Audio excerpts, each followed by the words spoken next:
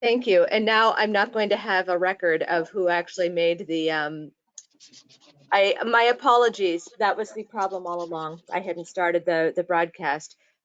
So actually, could I just do a little bit of housekeeping before you speak? Yes. And who just made who made the motions for the minutes? I made both motions for both months, and Rose seconded it both, Thank you.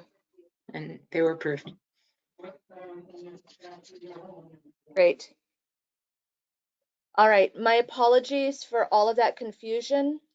And so we would love to have your public input at this time. Thank you. Thank you. I'm glad we figured that out. Couple years into the pandemic, we still struggle through it. So Yes. thank you so much, Roberta and members of the CPC. For those who don't know me, my name is Judy Pineda-Neufeld, and I'm the new Ward 7 City Councilor. I'm here tonight to voice my support for the Clarendon Hill request for bonding. While I've only been a city councilor since January, I'm now following through on the hard work and commitments and agreements made by our previous city councilor, now Mayor Ballantyne, and the rest of the Somerville City Council. In fact, in 2018, the Somerville City Council, then called the Board of Aldermen, authorized the full $10 million needed for this project, and this request is a piece of that. In that authorization letter, which I reviewed recently, the city noted, and I quote, the positive impact the project will have on the lives of current SHA tenants and the significant physical improvement that the project will make to the entire surrounding neighborhood. So I'm here tonight to voice my strong support to keep this project on track with its current timeline. I've heard directly from many of the residents at Clarendon Hill that they're anxiously and excitedly awaiting the redevelopment and have shared with me all the details of the development they're most looking forward to when the project is complete and when they get to return and move in again. So on behalf of those residents and the many, many families who've been waiting long enough, I urge the CPC tonight to approve the Clarendon Hill request for bonding. Thank you so much for your time. Thank you. And we do have another member of the public who is has a hand raised right now. I'm going to unmute Marianne Wallace. I'm going to actually make you a panelist because I'm not quite sure how best to unmute you. Okay. Good evening. Thank you. My name is Miriam Wallace, and I'm a Somerville resident. Can you please tell me if the workers on this project are being paid prevailing wage according to the law passed in 2018? Is there someone who's able to address that question? I think John from the POA team raised his hand. I don't want to put you on the spot, John, but I saw you. Sure. Yeah. I'm happy to. Yeah, the answer is yes, that all of the workers will be paid prevailing wage as required by law.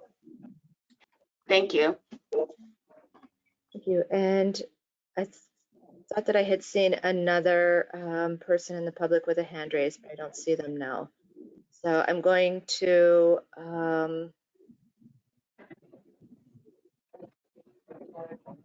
try to return. Sorry, this is very clunky, this program. I'm going to return Marianne to the attendees.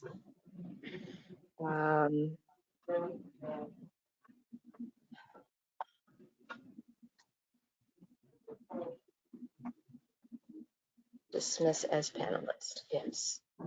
Okay. And I'm going to return Judy as to the attendees. Sorry for the wait. All right, is there anyone else who would like to speak? Yes, I have another member of the public who would like to speak. Rand Wilson.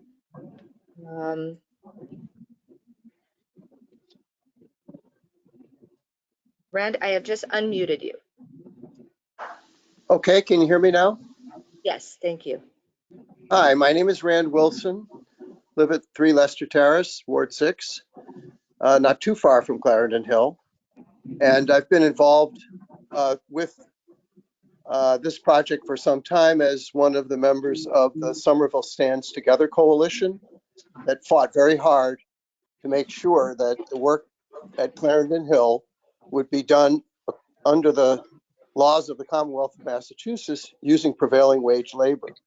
And we succeeded in that campaign because the initial proposal from the developer was actually to not be covered under the prevailing wage law. So very pleased to see the project move forward using prevailing wage. I just have one question for the developers. If some of the work of the Clarendon Hill construction was done off-site, would that work fall under the prevailing wage law that you're obligated to follow for the on-site work? That's my question.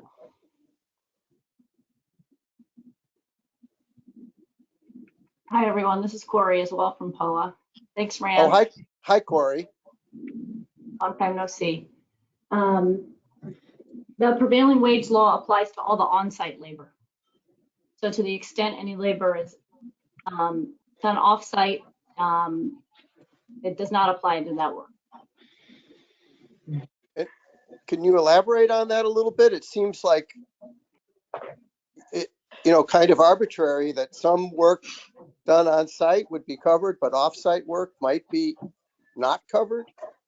I assume that you have researched this, so just It's consistent with the law that applies from the prevailing wage statute. okay. Thank you very much, Corey.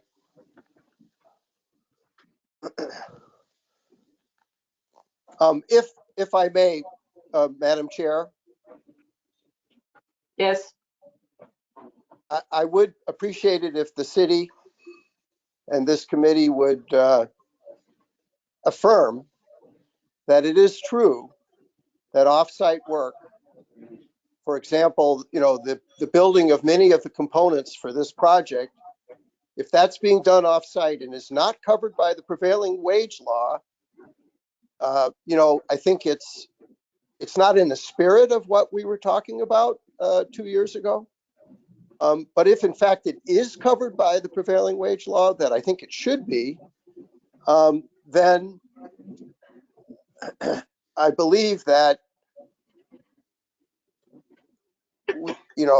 there should be some consequence for the developer. So let's just make sure that the proper protocols are being followed here. Thank you very much. Thank you.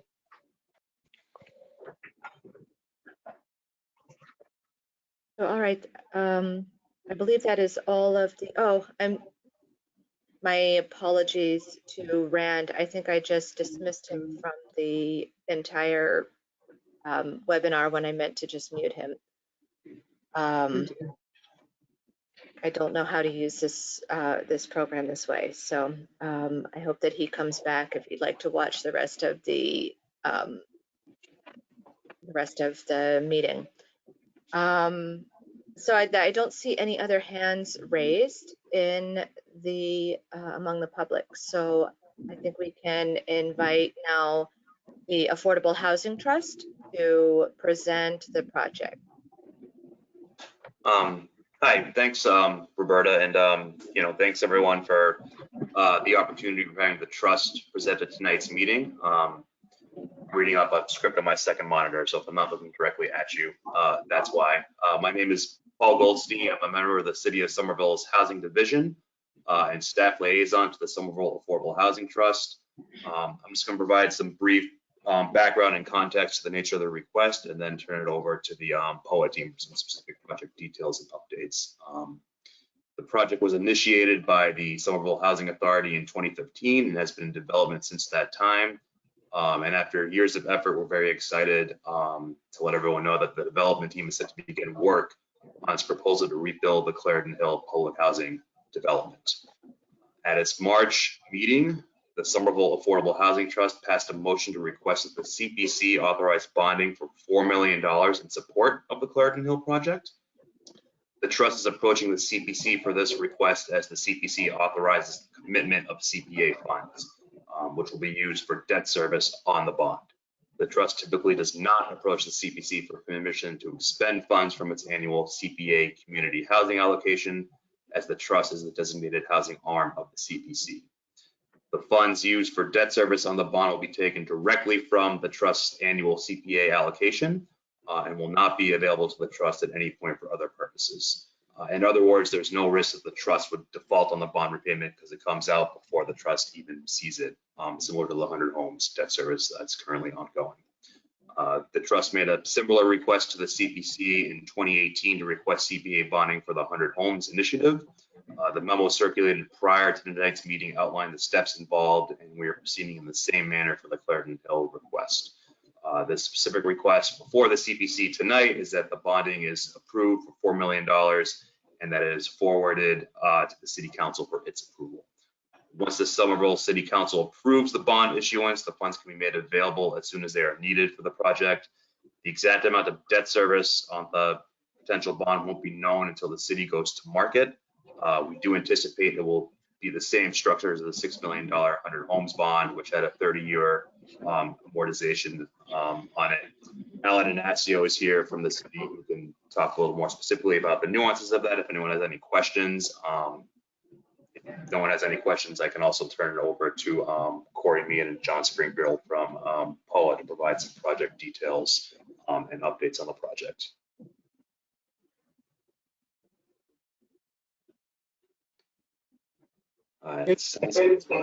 Maybe we can take questions at the end if no questions right now. If that works for the committee, sure.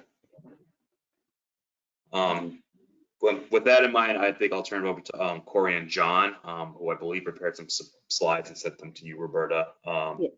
So thanks again for having us. This is a big deal, and we really appreciate your involvement. Great. Well, thanks to Councilor Neufeld and thanks to the committee and to the trust and to the city for having us. My name is John Springfield. I'm a project manager at Preservation of Affordable Housing, POA. I'm here with my colleague, Corey Meehan. And Roberta, I think we can go to the next slide, please. So I think members of the committee are familiar with the project over the years. So I'll just give kind of a brief overview, a brief update of where we are today, and then leave some time for questions at the end. I know we received some questions in writing, so we can respond to those, and any other questions that come up, we're happy to answer. So this is a photo of the existing site today that's home to 216 families in West Somerville near Airlifeboat Parkway and Powderhouse Boulevard.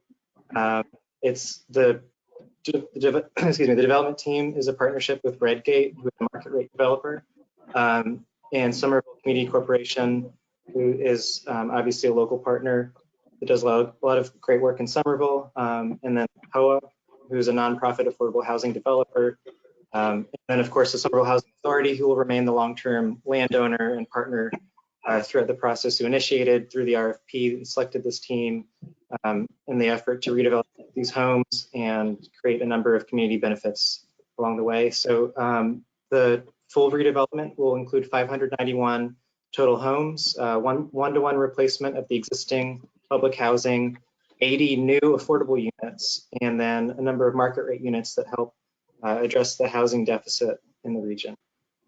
This is funded by the DHCD Partnership to Expand Housing Opportunities, and the partnership by its design is intended to leverage private investment as well as local subsidies. So those are kind of the three legs of the stool that allow this project to exist and to move forward. And so we're very grateful to the city for the continued support of affordable housing through the local subsidy that's being considered here. Next slide, please. So this is the existing site on the left. You can see there's 9 buildings built in the 1940s that are past their useful life. On the right is the proposed site plan, which includes the 591 homes, a little over 350 parking spaces that are tucked into the buildings to maximize the green space on the site, 3 new streets that connect the site to the neighborhood. Right now, as folks know, it's somewhat isolated. This really helps knit the neighborhood back together. A new park in the middle that's almost half an acre that's accessible to the full community, and a number of new trees and greenscape and open space. And then in the bottom left corner, the project also ties in a redesign of the Powder House Alewife Brook Parkway intersection from the current rotary-esque shape into a signalized T-intersection, which allows safe crossing to the bike and pedestrian path and the green space across Alewife Brook Parkway, and also just increases road safety for the whole community. Next slide. And just a little bit of history on the process, as Paul mentioned. We started in 2016 with big meetings at the neighborhood school when it was okay to have a bunch of people in the same room together. We had a number of those meetings. We talked through a number of issues. We got a lot of input, both from the residents and from the community at large, and went through kind of initial feasibility phase with DHCD. We applied to the trust in early 2017. The state committed the PIHO funds in April of 2017. And then in August, the trust recommended the bonding initiative, both for Clarendon Hill and Hunter Homes together for the 10 million. And we met with the CPC later that month. And then after that meeting, the CPC approved the request for the 10 million in bonding. And obviously the Hunter Homes moved forward to the official vote. And then we're continuing that process for Clarendon Hill here today. Next slide, please. Some updates from 2017 when we last presented to the committee. So on the left is the site plan that was the current site plan at the time. The right is the site plan today. It's essentially the structure, all of kind of the main goals and tenets of the project are the same. You can see that the buildings are slightly different shapes. On the right, you can see there's townhouses with backyards as opposed to kind of a larger building that was initially proposed. So it's really just some small shifts of the building footprints. The buildings are taller, so there's more units overall. And it's a different building typology, so it's a steel and concrete buildings. And again, so that kind of, we went through that process with the community and we're able to kind of accrue a lot of community support for this redesign that made the project feasible. A second change is that there's a deeper affordability targeting for the new quote unquote moderate income affordable units in the POA SEC buildings. Originally, they had been 110% of area median income. They're now 80% of area median income, and we think that's a positive change, just given the real need for those units and the scarcity of those kinds of units. And then one of the other big changes is the construction pricing has gone up over 30% since 2019, and I think even in 2019 we wouldn't have said that that it was cheap to build these buildings, and it's even harder today. So we've really had to work hard to put this deal back together, but we're excited that we have a feasible project that will offer a number of these community benefits with your support. Next slide, please.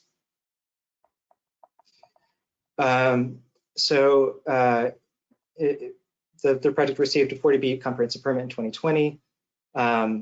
And since then, we've kind of been advancing the drawings, working with lenders and other partners, moving towards a potential construction start this summer, fall of this year. And then given a 24-month construction schedule completion of the first phase in 2024, which would then start the second phase, completing 2 years later the entire redevelopment. And the building or the unit mix is shown on this slide, kind of just summarizing by building the different bands of affordability. So the first phase, which this request is for building E, which is 168 units, 130 of which are replacement units, and then 38 of which are new affordable units. And then that will be followed by the Redgate building, which is primarily market rate, but a mix. And then phase 2 includes the townhouses and building D. Again, those are most of the 3 bedrooms in the townhouses for the kind of the family amenities, having a backyard for the kids, and building D, which is along North Street. Next slide, please.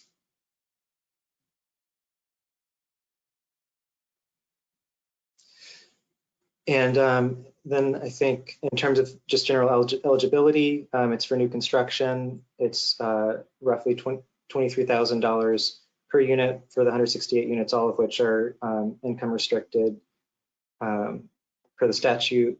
In terms of sustainability, these will be LEED Platinum buildings as required by zoning. And as I mentioned, there's new green space, there's bicycle and pedestrian infrastructure. There'll be a new blue bike station, and we've committed to 100% native plants through kind of an extensive process working with BSOF and the city to make sure that this is a great public space for the community at large. Next slide, please. So these are the questions that we responded to in writing, but I can just go through these quickly, just so everyone has the benefit of the responses.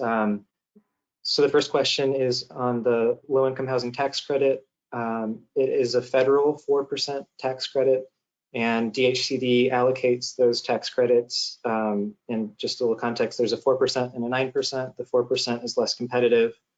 And so that's kind of the companion piece to the Program for Expanding Housing Opportunities Fund that makes this project possible. And it is a really common funding source, obviously, for a lot of new construction that includes affordable housing. The $16 million cross-subsidy funding source comes from Redgate, and that is their commitment in exchange for building their building A and B, and is then used by the Housing Authority to fund POA and SEC buildings to rebuild the existing public housing and create new affordable housing. DIF is district improvement financing. It is leveraging future property taxes, a portion of future property taxes from the market rate units that will help fund infrastructure that makes the whole construction possible. And so the city and the city council has approved this structure that will allow a net increase in property taxes from this development, but will kind of identify a portion of those property taxes to service upfront costs. The soft cost line item does not include the temporary relocation for existing residents. That's a separate budget that's paid for by a DHCD Moving to Work fund. But that is a separate budget. It's just not within the budget that was shared. Yes, all 168 units in Building E will be below 80% area median income. And in terms of phase 2, I think as of today, the request is just for phase 1. We have a budget that works for both phases, since that's obviously a high priority for the state, for the city, for us to make sure that this whole project gets completed as proposed. And that is our request today. And we don't anticipate any phase 2 requests, but just the only caveat there is that it's 2 to 3 years away. We've taken reasonable assumptions, but the last couple of years, obviously, not everything is reasonable. So it's a ways in the future. So we think that we have a project today, and we don't have a request, but we don't have a crystal ball either. And then I think Paul, or the trust, covered the financial estimate of the bonding amount. So next slide. I think, yes, that's it. So any questions or comments for the trust or for the development team are more than welcome. Could I ask you to put back on the slide that had the phase and the units all broken down for us? I just want to take a peek at that again. I'm sorry. You can put it away. So while you do that, I just want to address the committee for a moment and kind of highlight something that was covered in John's presentation. which is these funds were awarded back in 2017. We awarded the whole 10,000 to the Somerville Housing Trust. They used 6,000, I mean, 6 Million. million, 10 6 million. million Yeah. of it towards the 100 Homes project. And now they want to trigger and be able to use the 4 million towards this project. What they're really asking us to approve tonight is the mechanism of bonding. It's not that we're being asked to approve these funds from the get-go.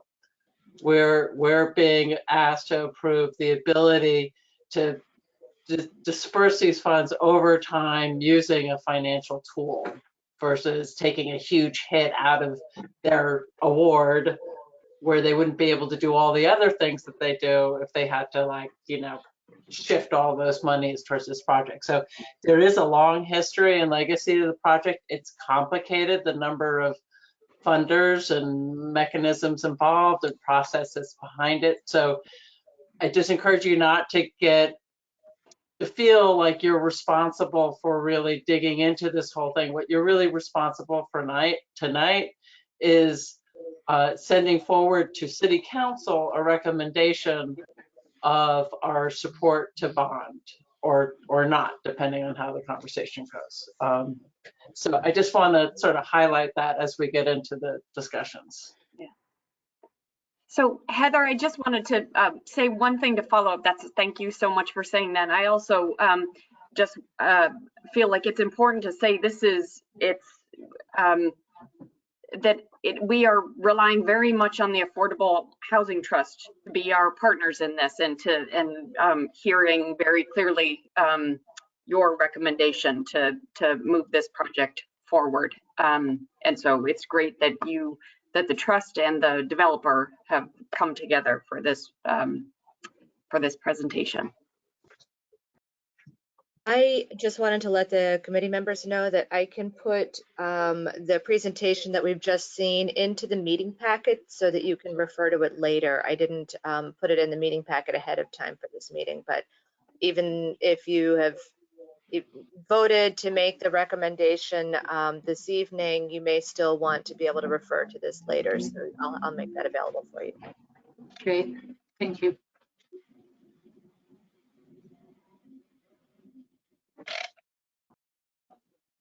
What I have not shown and I can show on the screen right now is a model debt service schedule for the development. So I'm about to share this on the screen right now.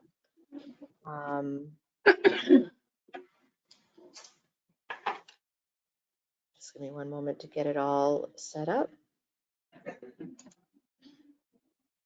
All right, so you should be able to see it now.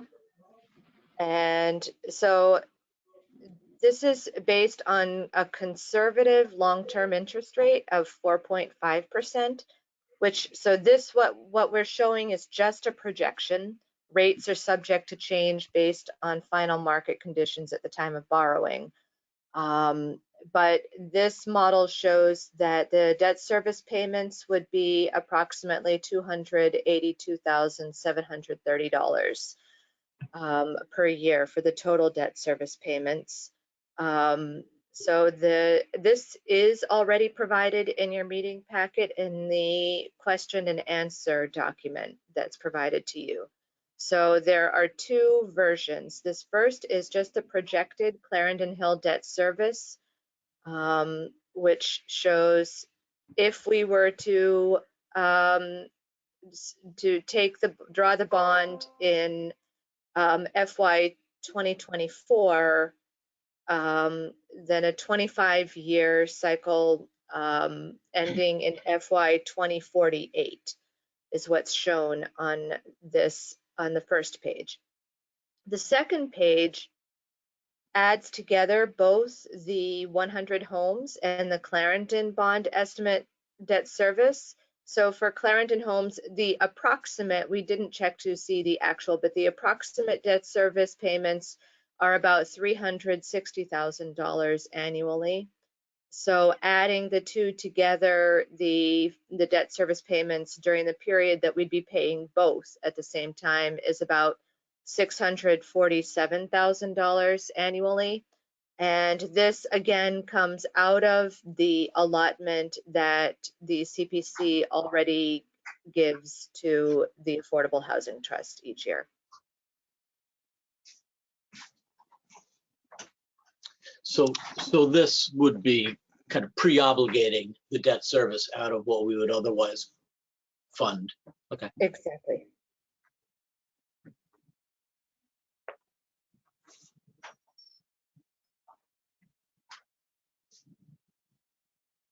Are there any other questions from people on the committee? I was glad, by the way, to hear that it was structured parking, because I know that's expensive, but it makes a huge difference to the open space of the project. So I applaud that. Jahan? Thank you so much, Madam Chair. I just have a quick question regarding this project. I noted that in one of the slides it says that costs have gone up by 30% since 2019. I just wanted to see what the future holds. I mean, we expect costs to continue to increase for materials, and how that's going to be budgeted or addressed in some way. Yeah, that's a great question. I can start and Corey can add if I miss anything. So I think, I mean, obviously the pandemic has had a number of impacts, one of which is the supply chain issues that everyone's familiar with. I think we saw the biggest impacts in 2020, where it was just a really drastic increase. And it's uneven across different materials. I think, we're actually kind of lucky that this lumber was kind of one of the most affected, and this is a steel and concrete building. So that was kind of lucky that happened to be the case. But it was a big increase.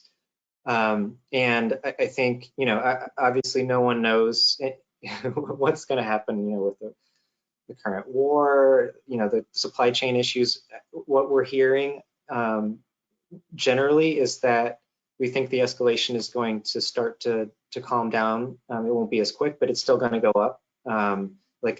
Costs aren't going to come down to what they were in 2019, at least anytime in the near future. But the escalation should be less rapid if nothing huge changes, just in the current market. So I think what we've done is the best we can do is we built in the escalation that we've been advised to by the contractors to include over the number of years that we need to.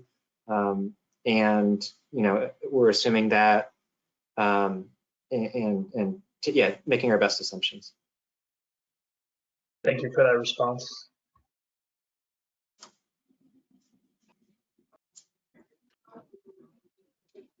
Go ahead, Laura. Sorry. I guess I went to many of these meetings, and I've been over there and seen those units, and so I just want to speak to the fact that I'm happy to see that there's forward movement here with this project. It's been going on for years and years, so I'll start with that. Throughout the whole process, that prevailing wage issue was really a hot button one. I mean, that's why there were two people here tonight to bring it up. It kind of put the brakes on it a little bit, that whole topic, that whole issue. And I wonder about the work being done off-site, if there's any way to work into a motion or whatever that we ask that it be done, the work be done on site, so that we know that the money we're giving is going to cover prevailing wage, or as much as possible, something along those lines. Just because I know it was a big issue of concern. I've heard it over and over. There were heated comments at City Hall hearings and so on.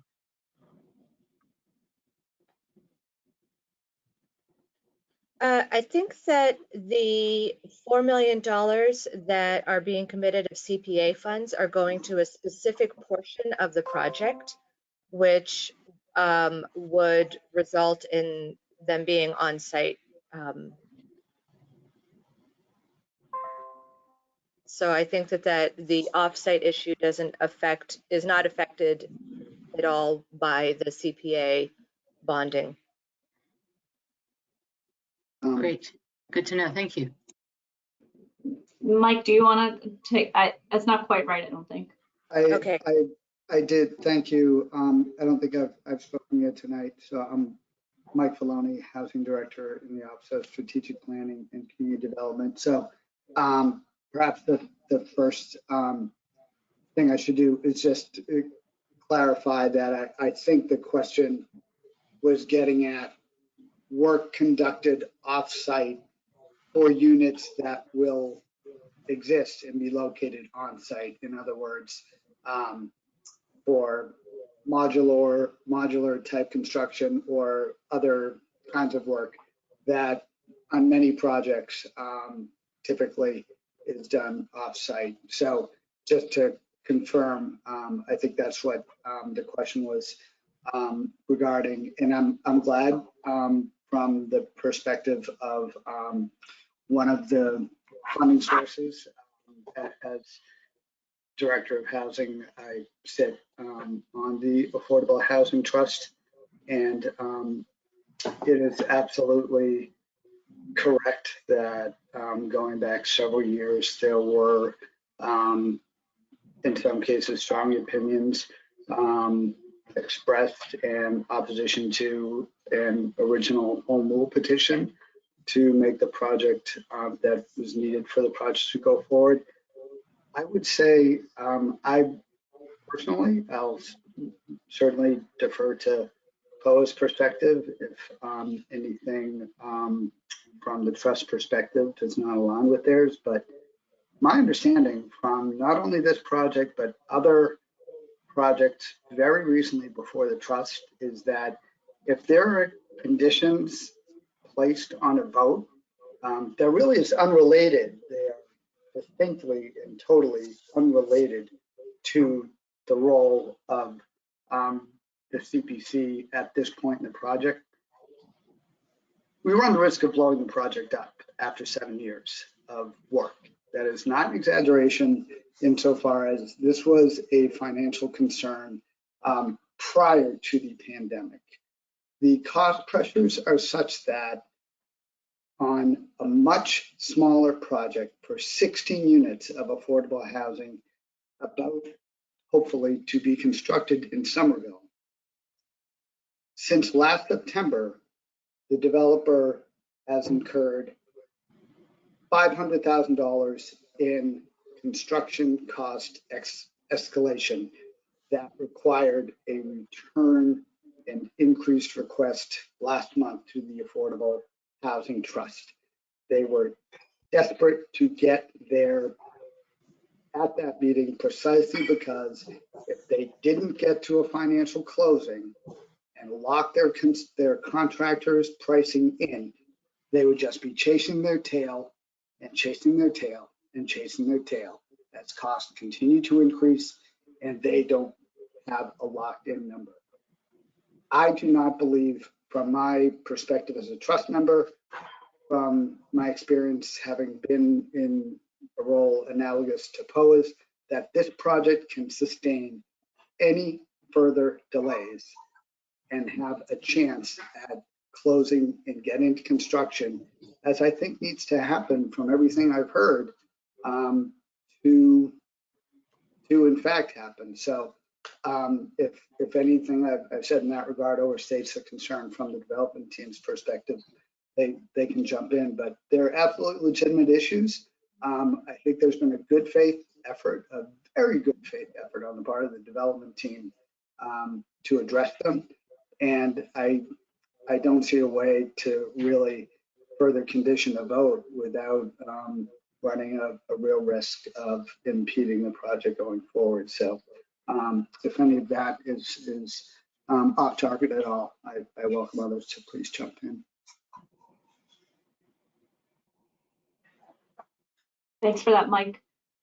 And I think just, furthermore, just to clarify on Roberta's point, who I'm echoing now. Is it echoing to you guys? Sorry, it stopped. Just to clarify on Roberta's point, that the allocation of funds that we hope is awarded here would be spent on costs associated with this project.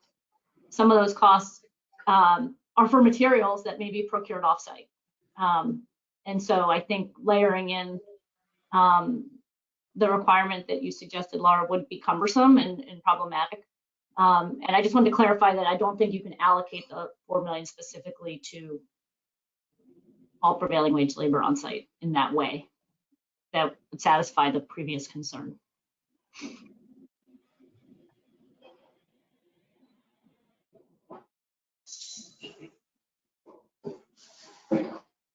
Are there any other questions? I have one. Rose?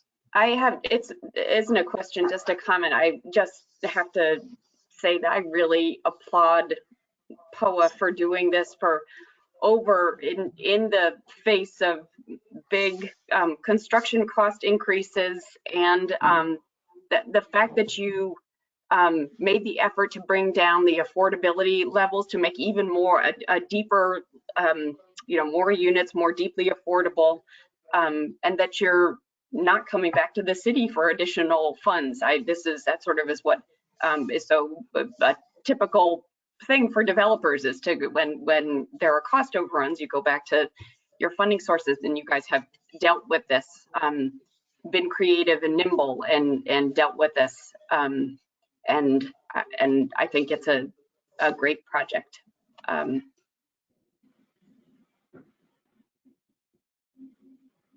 Thank you, Rose.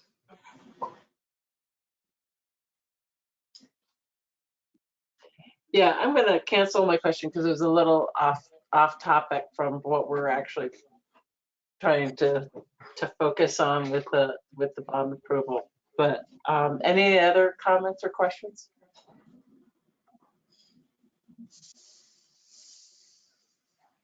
So, I mean, the numbers are impressive. They speak for themselves. It's 591 new units in the Somerville market. The replacement of 216 of the existing units, plus increased additional affordable housing. We know from all of our public outreach that people really support affordable housing in the city. So I'm hoping to have, maybe we can close the discussion and have a move to approve the bonding of the Clarendon Hill request. Okay, so I'll move to Rose. I should explain, I think Rose has to recuse herself from this, from her work in the affordable housing market. So I need a movement from somebody else on the committee. So Laura moves to approve the bond request. Can I have a second? I'll second. Okay, so Jahan. And then I'll take a vote. Rebecca? Yes. And David? Yes. All right, I think that covers all of us. So congratulations, folks. Thank you very much for a wonderful presentation. It was great to be more deeply informed about the project, and we're proud to be a part of it. So thank you. Thank you so much for your time. Thank you. For your support. Thank you. Thank you, everyone. Good night. Thanks. See ya. Thanks, Roberta. Thank you.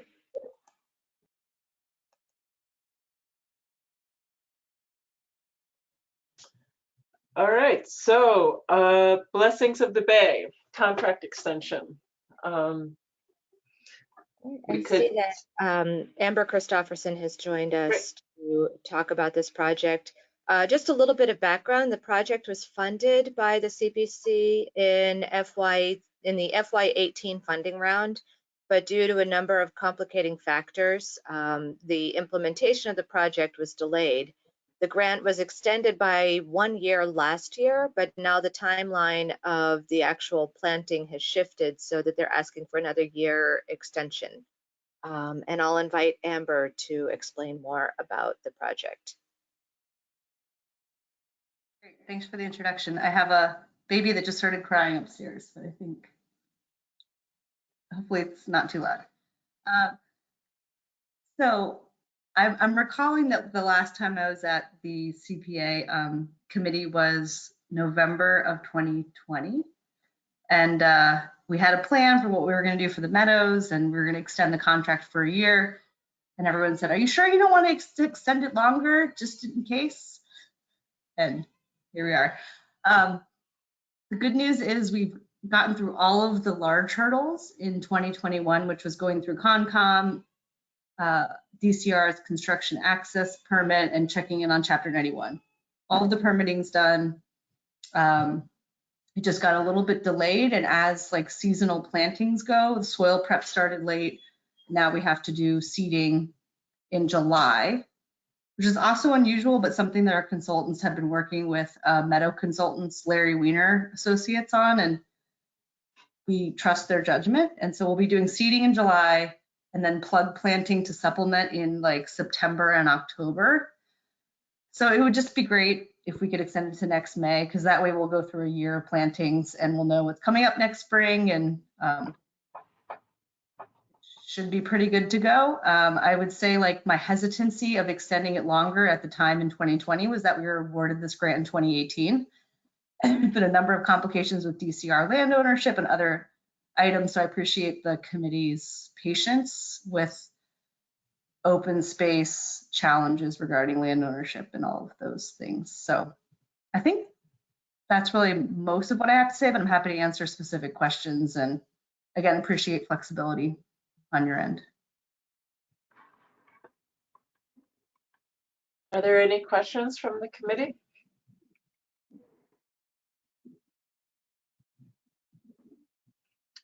Can I have a motion to approve the extension? It's a 1-year extension, pretty much, yeah. I'll make a motion.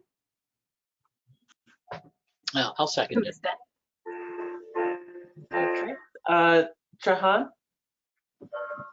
Oh, no, sorry, yes. And Rebecca? Yes. And Laura?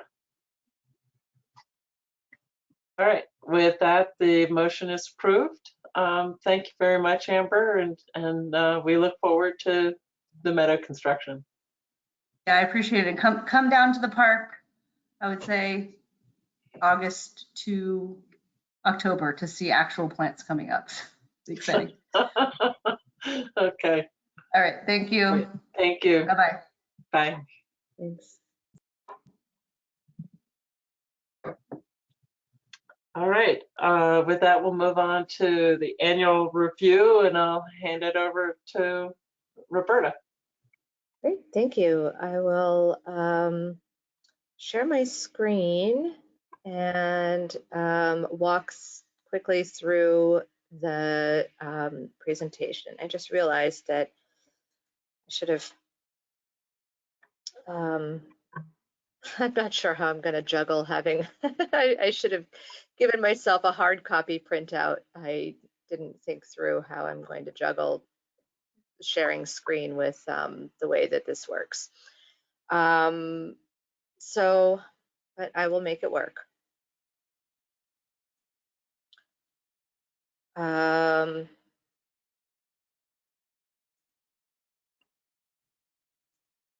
Okay, so you will be able to see the screen in a moment.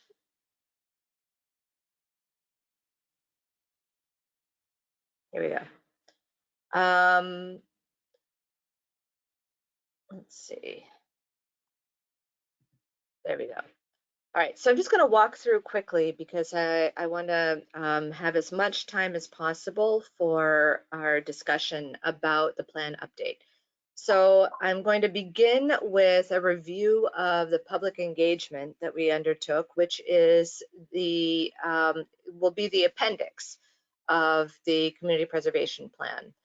But I figured that this would be a good starting place for us to talk about what we've learned in the process that's going to inform the priorities that we describe in the plan. So the public engagement included the public hearing that we had last month, as well as all of the tabling events that we've had since last fall, as well as the survey that we undertook. So just a quick review, we've tabled at 10 events or locations since I started last year, and about 3 to 5 votes per participant. We were giving them strips of 5, but not every participant used all of their strips, and a few of them used more than one strip. But let's say 3 to 5 strips per participant. We have a total, 3 to 5 votes per participant. We have a total of 1,500 votes. And consistently, you can see at all of the tables, about half of the votes went to affordable housing, and of the remaining votes, typically more went to open space and recreation than historic preservation. Survey, we saw similar results, maybe a little bit more evenly distributed between the 3 program areas, but still most affordable housing, second open space and recreation, and third historic preservation. Then we also collected, we weren't able to really collect demographic information so much from the tabling events, but for the survey, we collected some demographic information. We can see where the respondents live. We can see that Ward 6 is very well represented. Less well represented are Wards 3 and 4.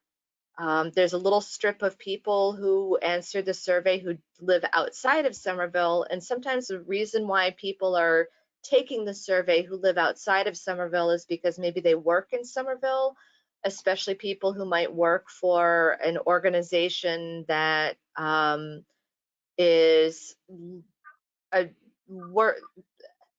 assisting some constituency or some interest, that they might have some expertise. So I think it's fair to listen to the comments that people give, even if they aren't Somerville residents. Roberta, how many survey responses did you get? That's in the, I think that's in the information that I gave. If it's not, I will make sure that I add that detail. Okay, yeah, I was just looking at the slide on the screen, so it gives me the percent, but not the number. I don't have it in my mind right now. I feel like it was in the order of 70, give or take. Mhm. But I'll make sure that that's in the appendix if it's not already. Okay. And then we can also see that survey respondents tend to be older, have higher incomes, and are more likely to be homeowners than the general population. These tables are in the information that I gave you. The blue is the general population and the orange is survey respondents. So that just gives an overview of what we've heard from the public. But now I'll move on to the kind of the meat of the preservation plan update. So just sort of an overview of how I went about this. The goals and priorities that have been expressed in the previous plan updates, I've largely kept, but I tracked changes in the goals and priorities so that you could see and we can discuss what potential changes to make to what we've done before. The context for each of these sections is entirely new or mostly new. It's I've changed the context narrative to bring it up to date with the latest planning initiatives and data that's been collected for each of the program areas and reflecting the Summer Vision 2040 plan. So I strongly encourage you, and I also wanted to mention with respect to the public engagement piece earlier, in addition to what I've shown on the slides here, I have also included in the draft that I've given you the individual open-ended comments that were given for the tabling events and the survey. And there is a one-page summary of the comments from the survey. So I encourage you to familiarize yourself with that so that you can see kind of a flavor of what people are talking about. I think that's very helpful information. I'm going to begin with the overall plan priorities that are pertaining to any CPA projects. I have 2 slides of these, so I'd like to pause to allow for some discussion of what's on the screen with respect to the priorities that we're articulating in the plan. So in addition to what had been in the previous plan, which is all in black, I'm suggesting to add the first priority, which is in red on the screen, to meet community needs benefiting residents across the city geographically and socially.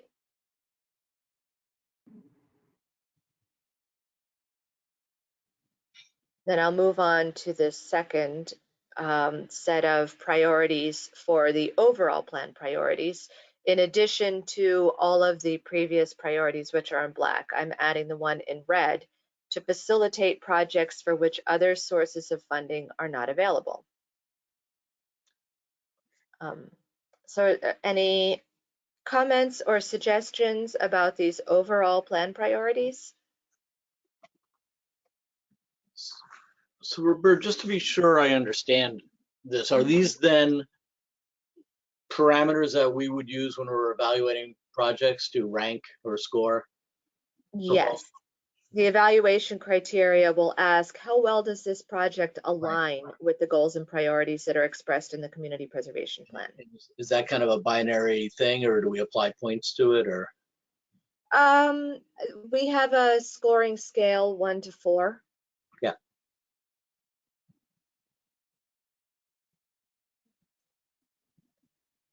Can you go back to the previous slide?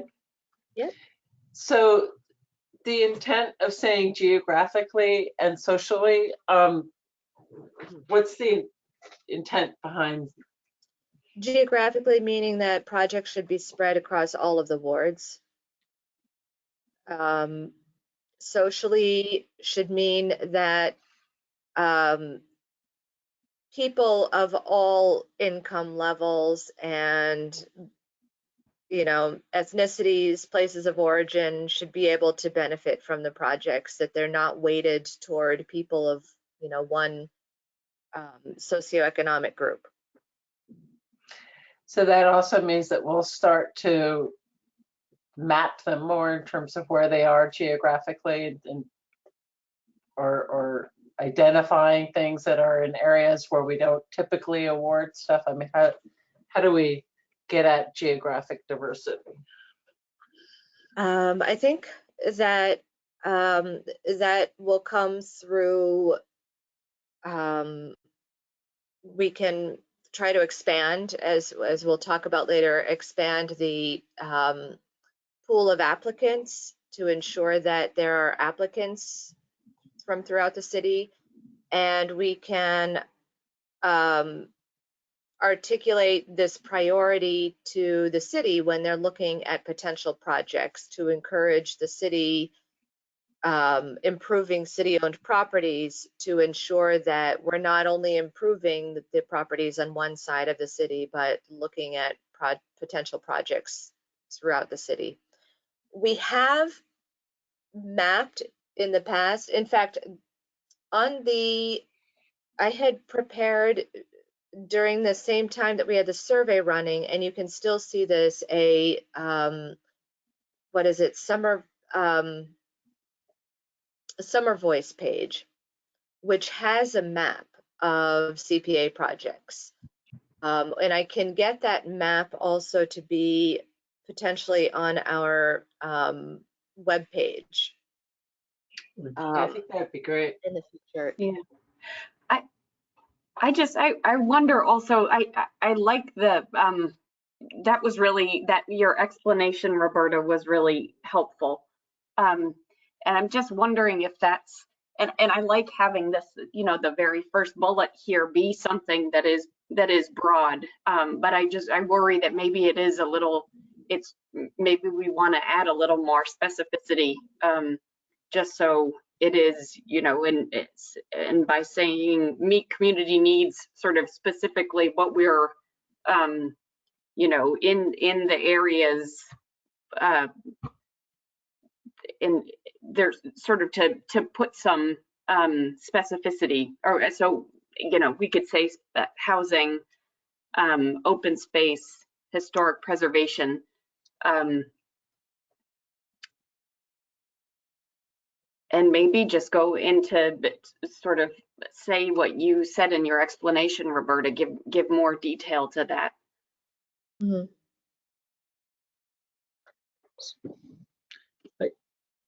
So an observation that I have about it, and I don't know, I'm not sure what to do about it because I'm kind of thinking it out loud, is most of the other ones are all project specific. You know, you can look at an individual project and see does it attain that or not. But especially the geographic diversity is really looking at everything we're doing over time. I mean, Yeah. that seems more like something, you know, so I'm not sure how you'd assess an individual project on that basis, you know, except to say, well, we did a whole lot of other projects in this part of the town, so this one should be approved because it's over here, which I'm not sure that should be enough of a That's a very good point. So that actually might be able to fit. I'm adding, you'll see our final slide is going to cover a set of issues which are not actually addressed in the draft that I've given you. And to your point, David, this actually might be something that fits best in that section rather than where I've put it here.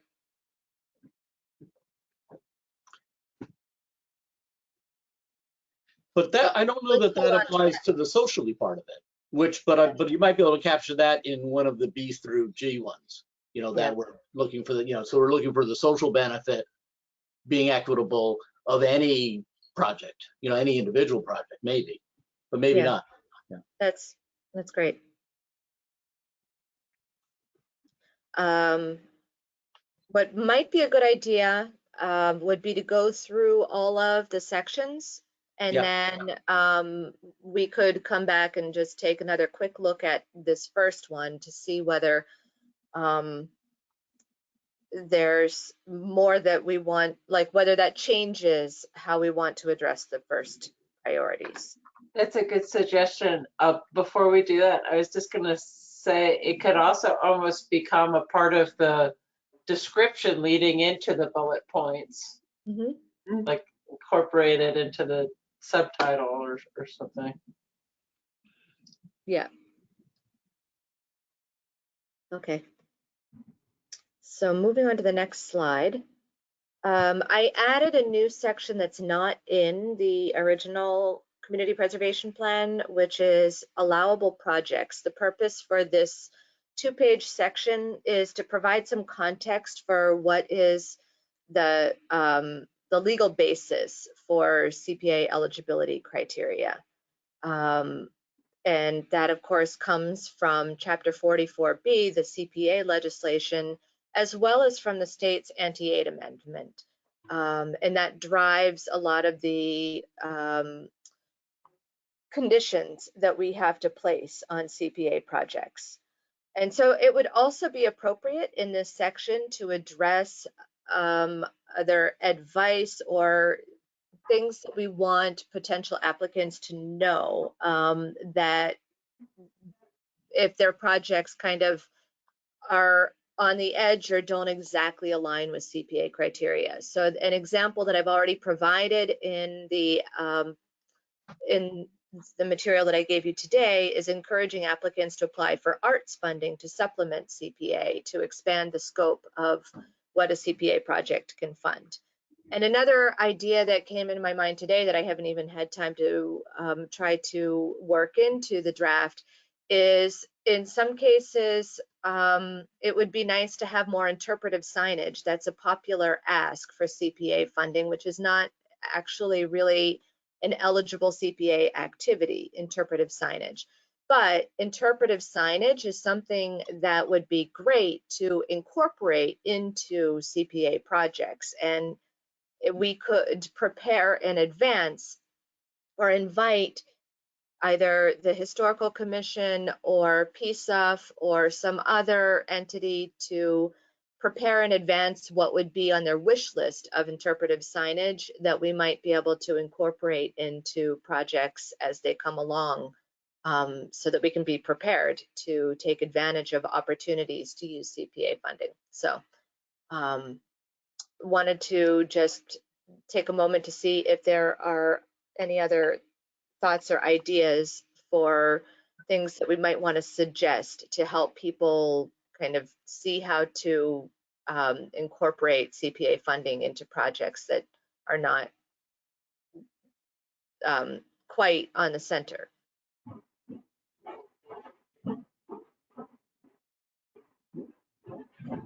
Right. Moving on. I'm sorry, was there a comment?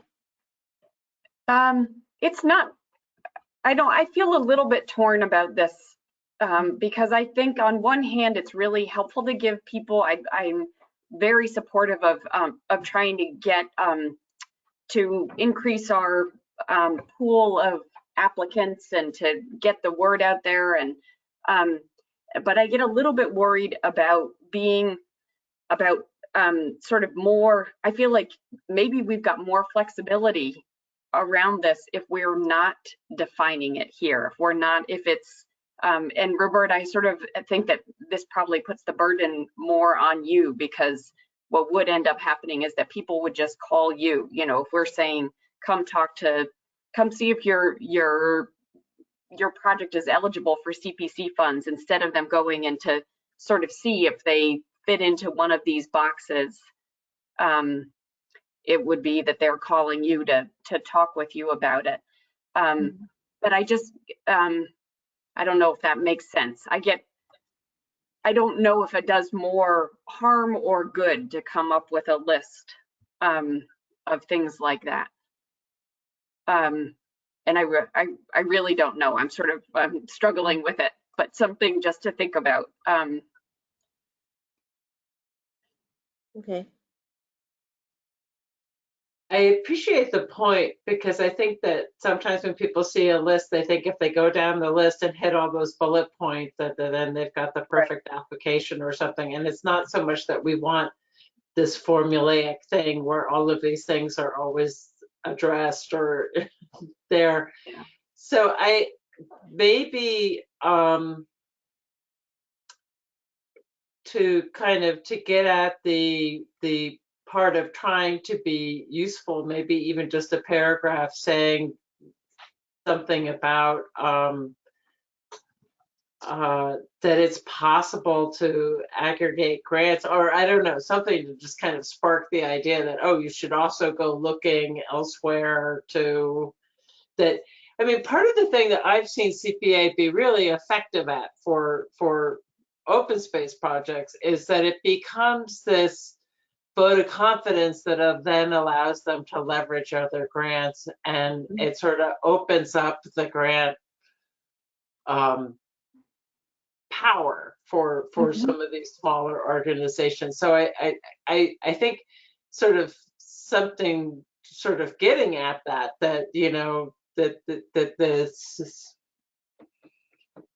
it's I hear what you're saying, Rose, and I also see what you're trying to do in terms of encouraging people. So I maybe something that's more just a little paragraph about fundraising or grant cycles or something. That's great. Yeah. Okay. So for each of the 3 program areas, I've created all new context narrative. I'm not going to go through everything in detail, but the context narrative includes looking at contributing plans that the city has prepared over the last few years, looking at what are the assets that we're looking to prepare that we're looking to preserve in each of the program areas, what are community needs that have been identified by various partners or in various planning efforts, and who are the partners who might be most likely to engage, either city partners or outside of the city, categories of partners who would be most likely to engage in making CPA eligible improvements in each of the program areas. So I've just prepared a summary slide for each of the 3 program areas. And then we can pause again to look at the suggested priorities for each of the program areas. So for open space and outdoor recreation, I have added all of the suggestions in red. The ones in red crossed out, I'm suggesting to eliminate these and have left in black the ones that are meant to be the same.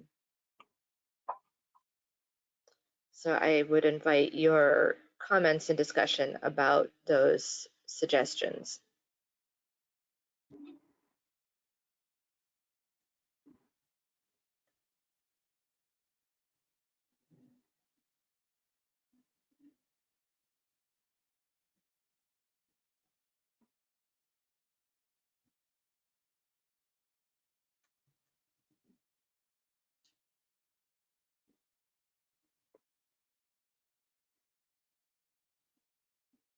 I see the sort of the wetlands being sort of, you know, wrapped into a kind of a larger environmental resiliency sort of statement. I don't see urban agriculture reappearing anywhere else. Does it?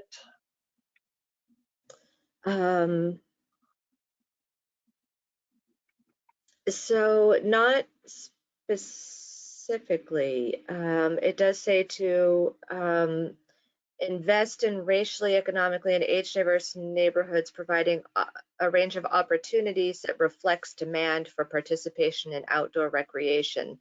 So indirectly, that points to urban agriculture because the open space and recreation plan strongly highlights the need for urban agriculture to meet demand for outdoor recreation. But that you may prefer something that's direct rather than indirect.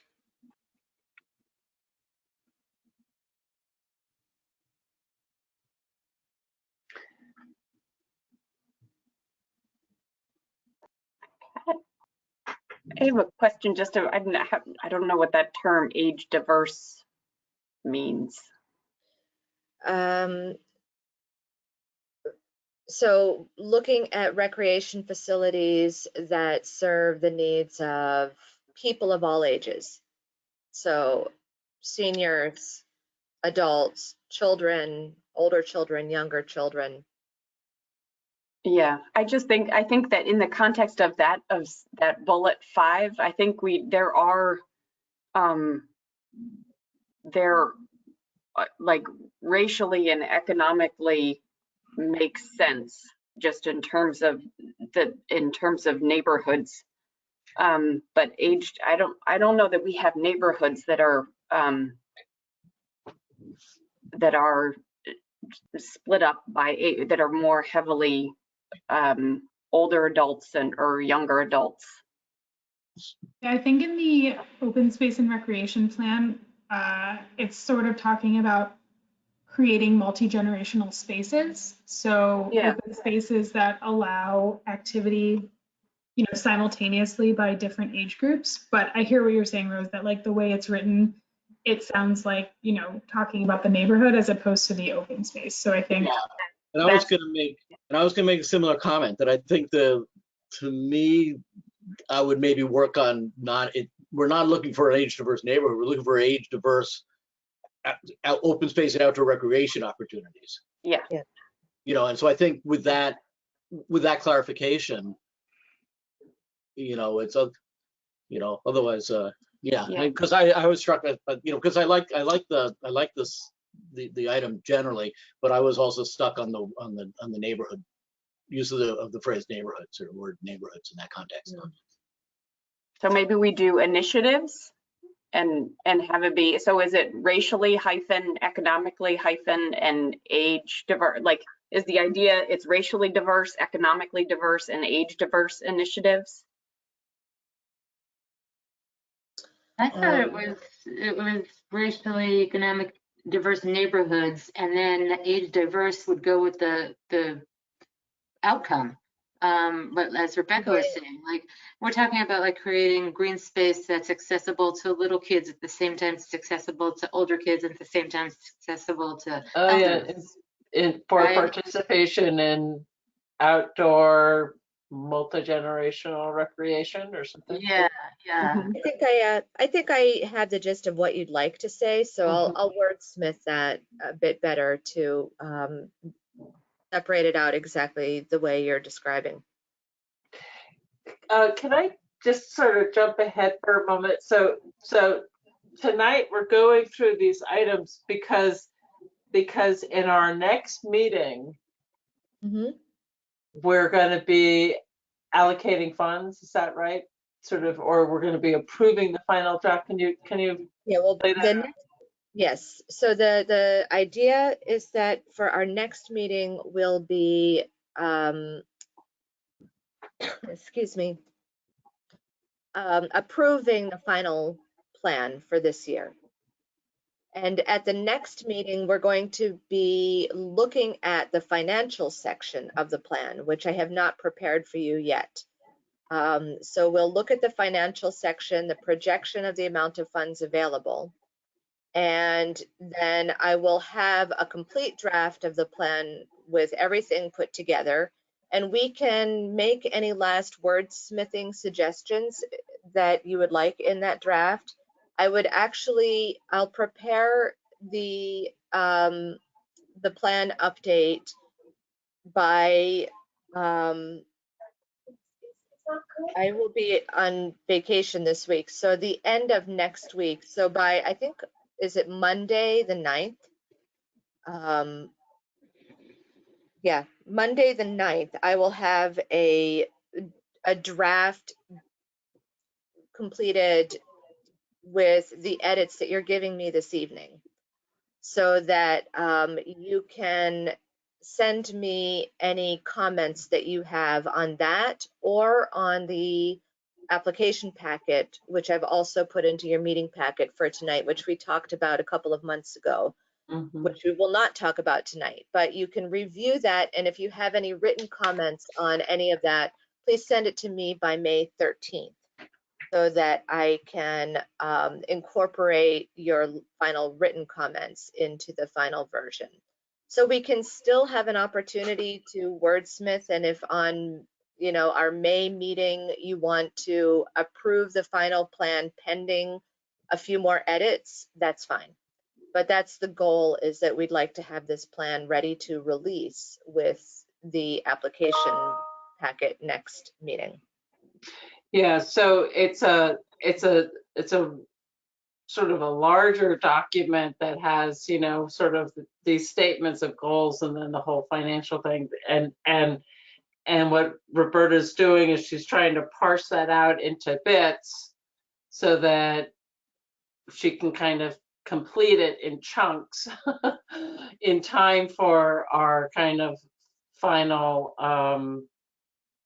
allocating of the funds and decision making there. So I think this is great because if anyone hasn't looked at it yet in advance of this meeting, she's really done a lot of work to kind of reformat it and re-energize it and kind of clean it up to where we are now. So this is in many ways kind of a highlights and previews for people to kind of whet your interest into getting in there and really looking at this, give her some input so she can have as much input as possible for this next draft. So hopefully that draft is almost done. But we will have a chance to look at that draft and give her final comments before the 13th. So just Yep. kind Would you of like me to doing move on that. to the next section? Mhm. All right. So historic preservation context. We look at assets and the partners and planning efforts that have taken place to date. The assets include city-owned buildings, institutional nonprofit buildings, private residences and businesses, documents, artifacts, and other structures. And so the narrative kind of describes what CPA can and can't do in each of these categories, and looks at what it is that what we've learned essentially over the time that CPA has been implemented over the last nearly 10 years. And so I've drafted new priorities, none of which existed in the previous plans up to now. So these are the suggested priorities that I'm offering. And I just want to add that you have shared a lot of these new bullet points with different city agencies that are involved in these things. So I think a lot of due diligence is going on in terms of trying to articulate our priorities. So just putting that out there. Yeah. So these are these are in line with the housing, with the historic commission's priorities. The Historic Commission has not expressed priorities that directly guide our CPA plan. Mm-hmm. The Historic Commission, the planning department several years ago had started a historic preservation plan, which Mm-hmm. hasn't been completed. And so we have a draft of that plan that is in the file, and that provides, I think, a little bit of guidance for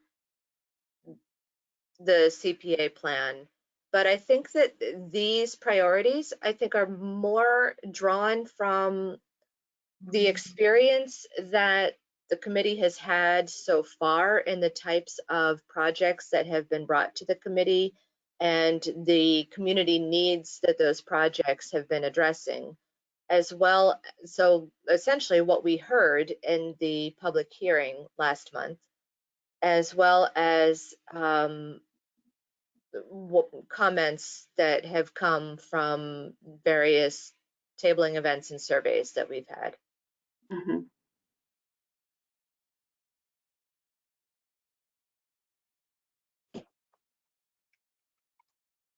I don't have anything to add to these priorities. I think it's good that we're trying to create priorities for all of the categories that we're. Okay, so I'll move on to housing. Okay. The community housing context is largely drawn from a housing needs analysis, which was completed for the housing division last year in 2021. And I really actually, as I was preparing this presentation, I made this list of bullet points much more succinct than the way it's phrased in the report. And I'm kind of tempted to use this succinct version instead of the bullet points in the report. Maybe somebody can compare the two versions, the PowerPoint version versus the PDF report that I've given you, and tell me in writing later whether you prefer the longhand version or this short version. I'll jump in and say I always prefer bullets. But I also think that the bullets should be coming from the Affordable Housing Trust. I think Okay. because they are the gatekeeper for the CPA housing funds, they've got to be the ones to give us the bullets. Yeah. all of these bullets reflect what came from their needs Yeah, analysis. I definitely, yeah, I just boiled it down to a few words each. yeah. So I if you think prefer it's the good. long version, yeah, okay. They should definitely, if they want to, I mean, I'm assuming this is a list. Those aren't ranked, but it would be good. It just would be good for it to come from them. Okay. Yep. And so based on what I learned from that review, these are the community housing priorities. The first bullet point is essentially saying the same thing, but I've reworded it. So that's why I have it in black, even though these in red crossed out is what the words said in the old version. And I've just reworded it to say the same thing. And then I've added the second bullet. And the rest is kept the same. Yeah, I mean, again, I think those are great. Those bullets seem perfect to me. But again, I think because the money is being distributed through them, I think they should give us the thumbs up. Mm-hmm. We have given them the opportunity to weigh in on it, but this is actually our instruction to them about how we'd like them to use the CPA funds. So certainly we don't want to put conditions on them, as Mike Filoni suggested earlier today. We don't want to put conditions on them that are going to complicate their ability to provide the housing services and funding, but we do have the right to tell them, what our priorities are. The 60% of like what was that? Is that adjusted median income or something? Area median income. Where's that 60% from? Is that in a guidance or in the act? So what's in the act is in the first bullet. It has to be at 100% of area median income or below. Yeah. But the 60% comes from the housing needs analysis that was prepared that highlighted a special need for housing for households for families below 60% of area median income. How does that compare with the Clarendon Hill affordable? Because wasn't that 80% of AMI? The Clarendon Hill is replacing all of the housing authority housing, which is below 60% of area median income. I'm not sure what it actually That is. was 216 units. Yeah. That So were that's deeply lower. subsidized is how they. Yeah. Yeah. And then some of the new units that they're building are up to 80% AMI. So that's a little bit of a higher band. And just so folks know that most of the public subsidies that are available are for the lower, are 60% AMI and below. It's harder to get subsidies. They are available, but it's one of the wonderful things about CPA funds is that those funds do allow you to go up to 100% of area median income. Okay, so the existing 216 are at 60%? Yes.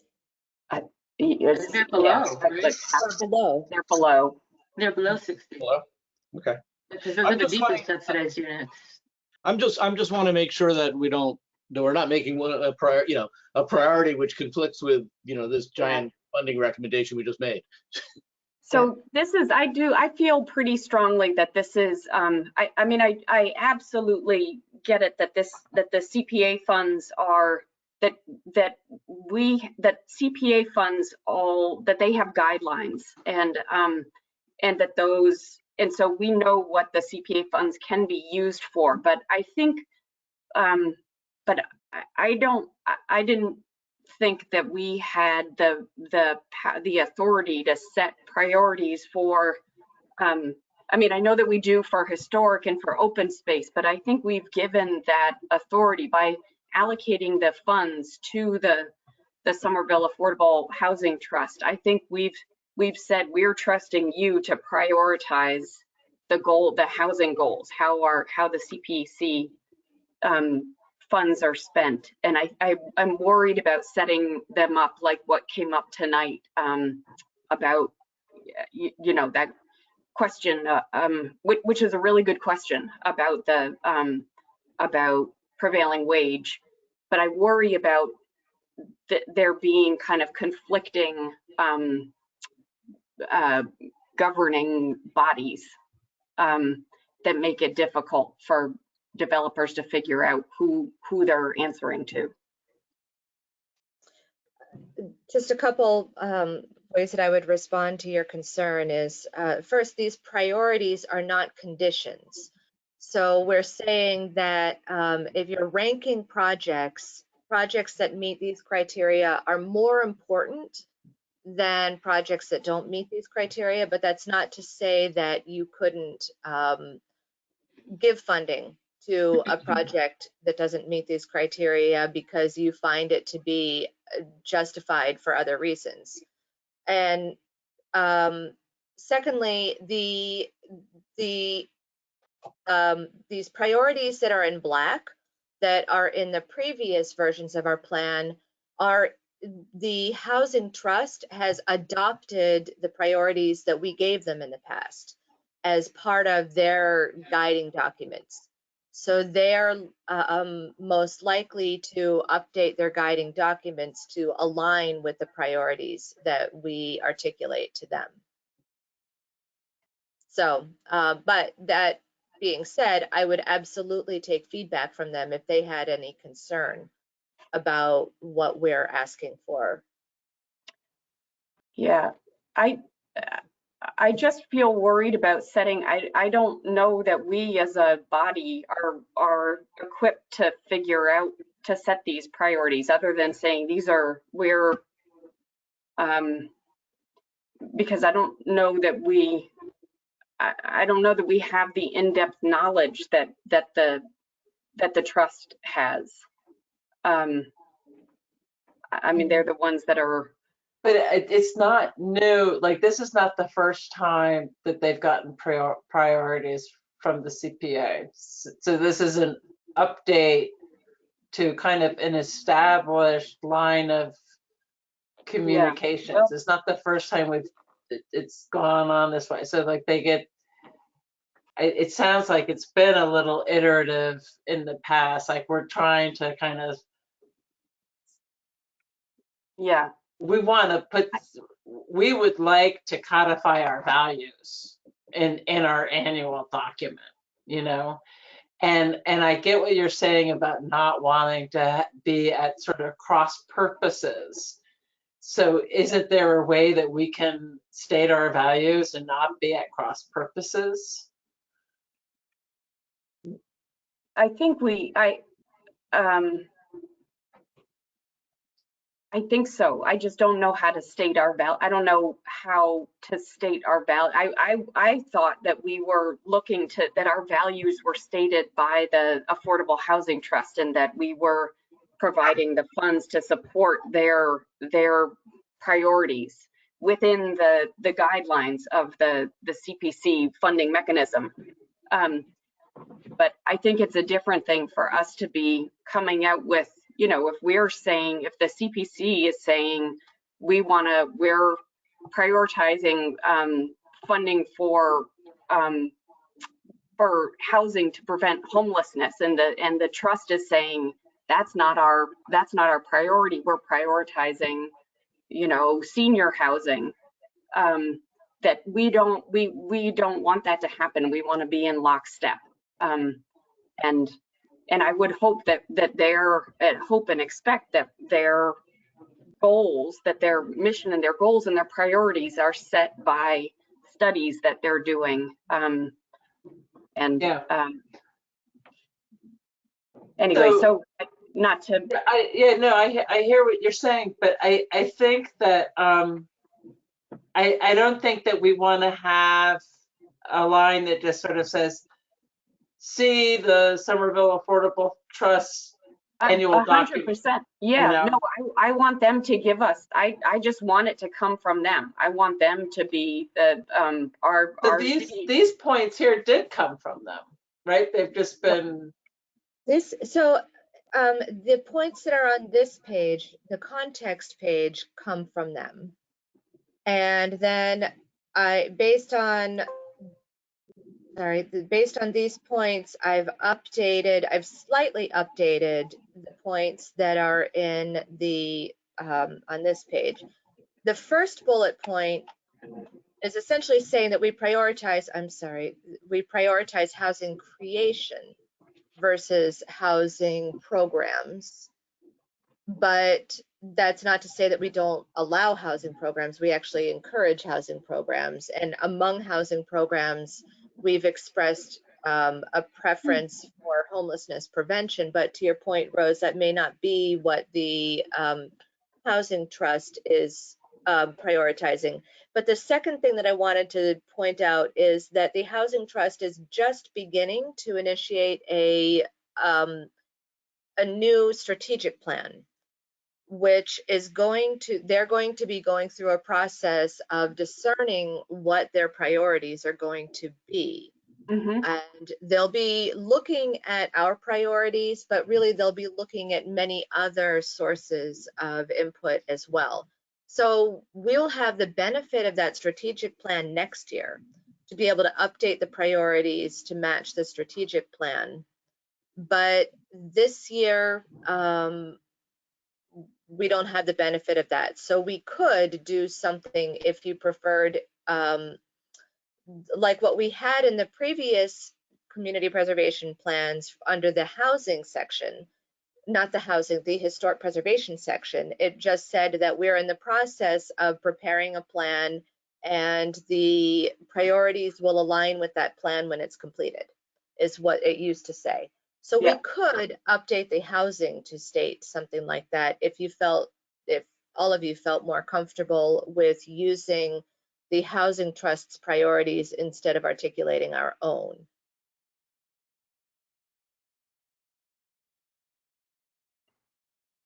I vote strongly in favor of that, but that's me. I kind of feel like we should be able to find a middle path where we kind of say these are, what we think are the priorities that you and we, both organizations agree on, and that be reviewed by them, and have them either say we're okay with that, or that really may interfere with our ability to do X, Y, Z, in which case, if we say, oh yeah, we don't want to interfere with that, we revise it so that it is sufficiently broad or encompasses, the shared goals, both organizations. Well, I appreciate, your perspective, Rose, and I think that as a general rule, I'm one of the first people to say I want to defer to the experts in things. I also feel like we have kind of a responsibility regarding, how we're spending the money, even though we're giving it to them, and that it be consistent with, with priorities or goals that, that we kind of are also helping steer. So I think that we have, and I don't see those two objectives actually as really as in conflict as I feel like you're suggesting that they are. As long as we say this is what we think our goals are, and it would be nice if you could, do you agree with that, or is there some way that you think we need to amend this in order to fully encompass, everything you're trying to achieve with CPA money?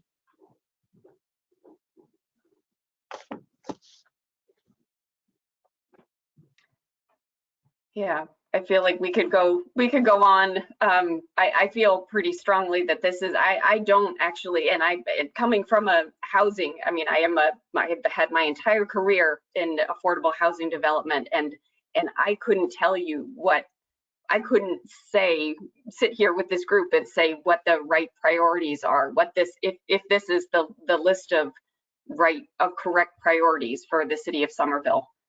Just because I don't have the experience in Somerville. So I But I guess I'm not suggesting we would be doing it unilaterally, although we may be giving a first cut to it. You know, I'm suggesting that we would do a first cut to it, and then we go to them and say, is this consistent? You know, with what?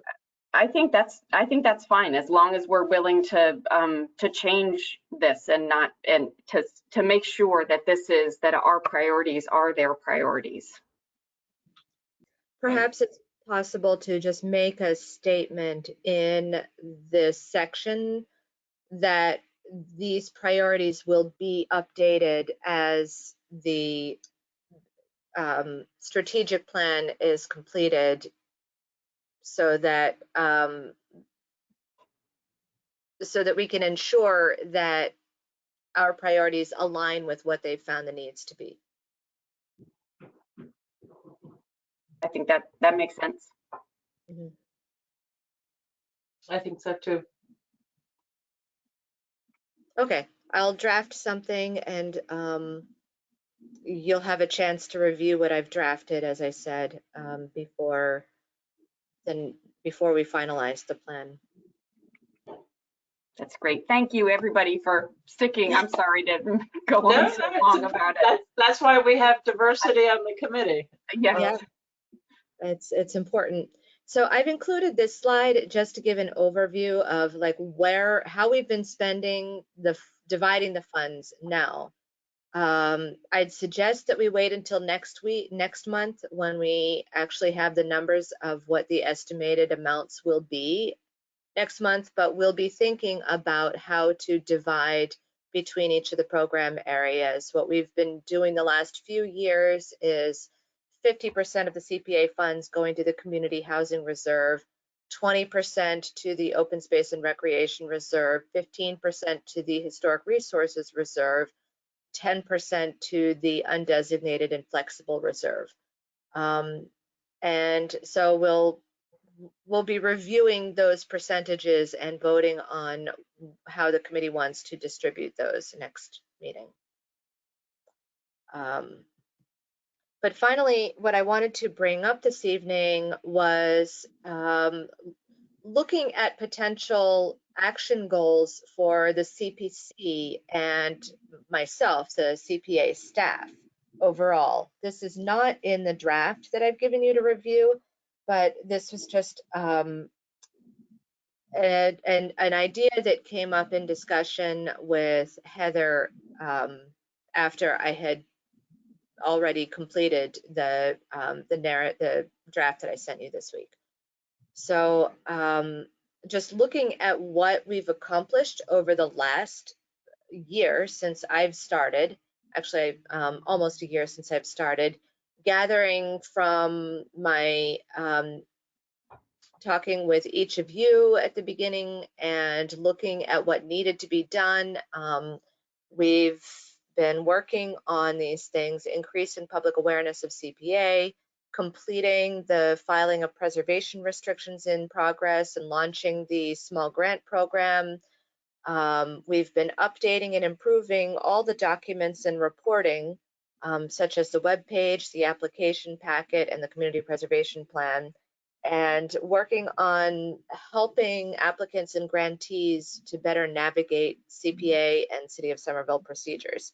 And to the extent that these are relevant, we'll continue doing those things over the next year, but adding some potential goals for next year, providing strategic support to city departments and community applicants for identifying and initiating projects, broadening the applicant pool, promoting the small grant program, potentially, now this is something that we'd need to coordinate with other city staff, but seeing about potentially reviving the historic preservation plan that was never completed, to continue improving documentation.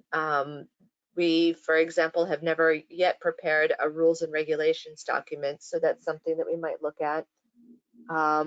Tracking leveraged funding from other sources, that's something that ideally we'd be able to say CPA so far has leveraged how many millions of dollars of funding from the state and other funding sources to complete the projects that we've done in Somerville, but we don't have that data right now. So that's something that I'm looking at being able to compile.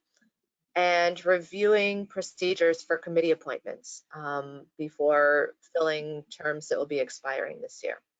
So those are the suggestions that came to mind for us, but I wanted to see if other committee members have other ideas that we might put on the table, and I'll develop a couple of pages to describe this update in the plan.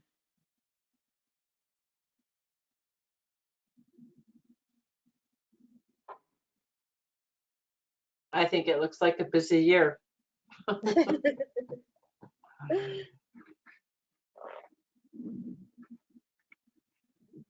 a lot of fun work to do.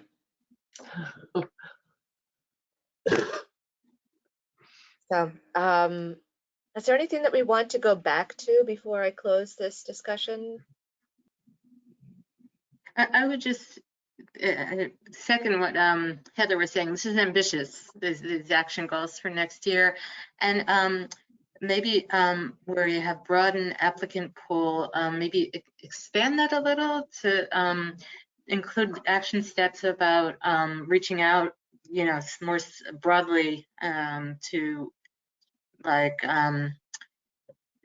community groups, a more diverse more diverse pool of community organizations, maybe. I'm not sure. I mean, we've talked about doing this in various ways, but maybe try to incorporate that into that action step. A couple specifics is my only thought. Okay. Great.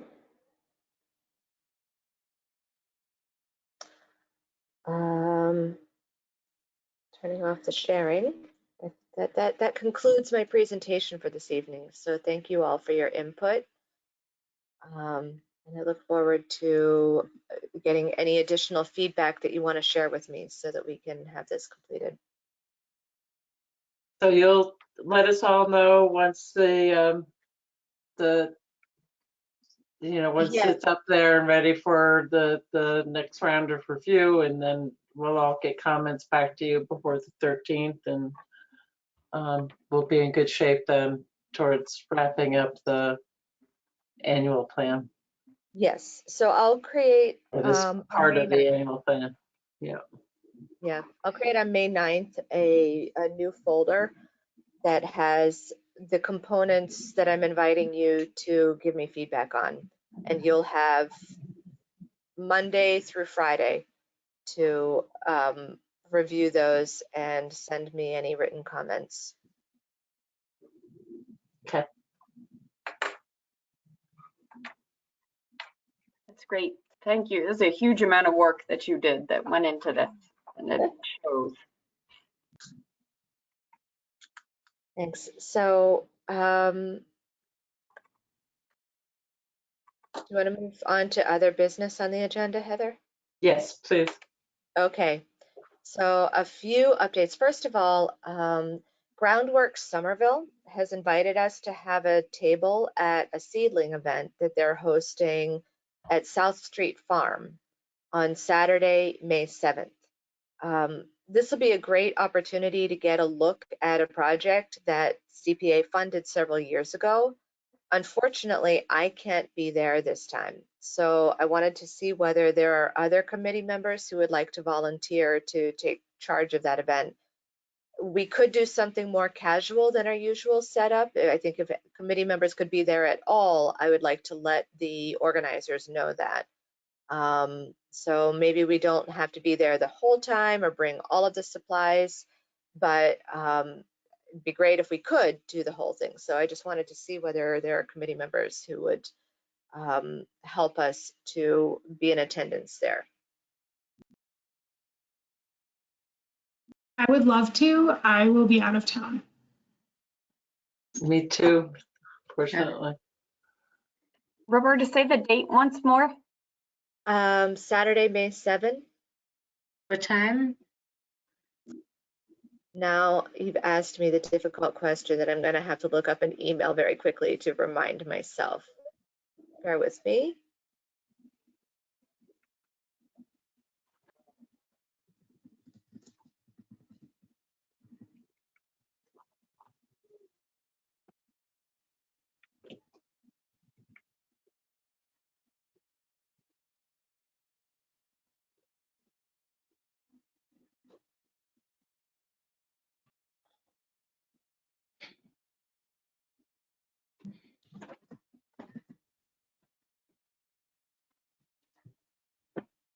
I could do it before 1 on the 7th. I think That that works. before 1. Oh, here's the. And you can get seedlings for your vegetable garden. Yes. It's awesome.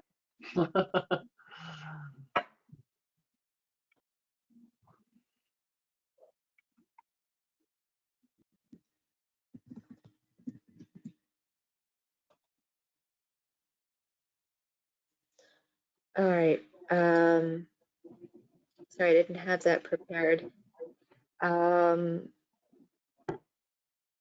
event is 10 a.m. to 2 p.m. Yeah, I'm not gonna be able to do that. I have to work that day, which is unusual for me, but once a quarter or so. I can't. I can do that. That would be wonderful. Anyone able to help Rose for any part of the time? You said it was 10 to 2 on that day? Yes. I'm not positive, but I might be able to.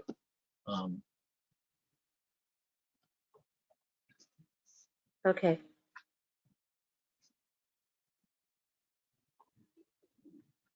Okay. I'll be in touch with Rose then to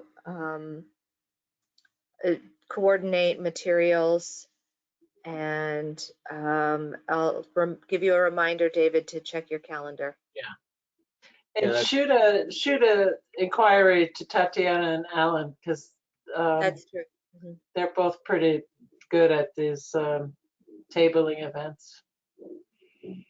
That's true as well.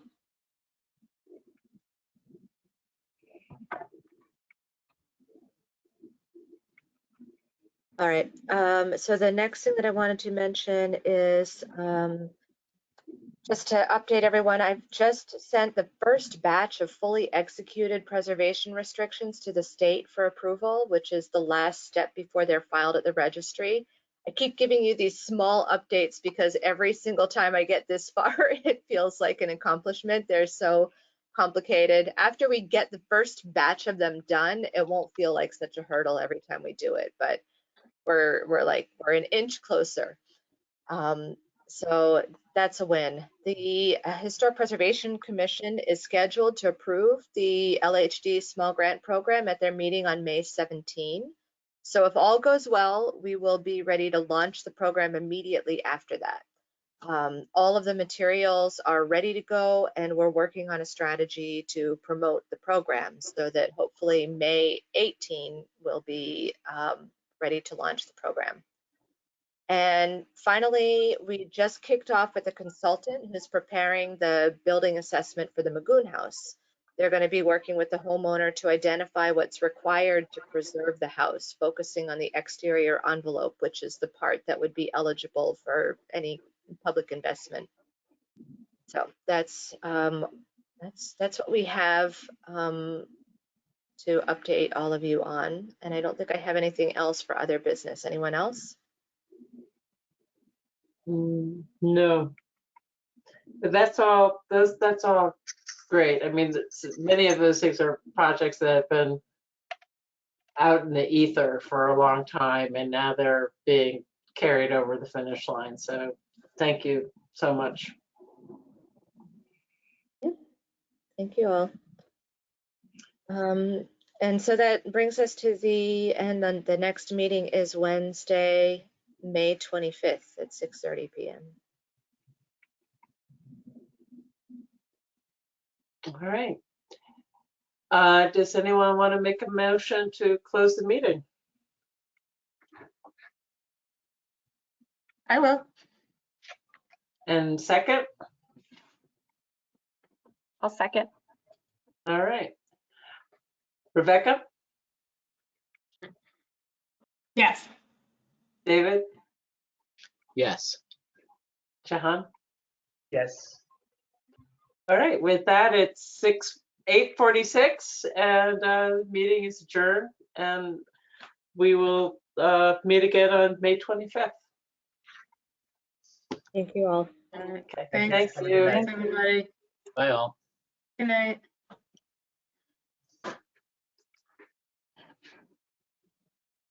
I always have a problem finding the leave. Yeah, There we same go. here. Where is it?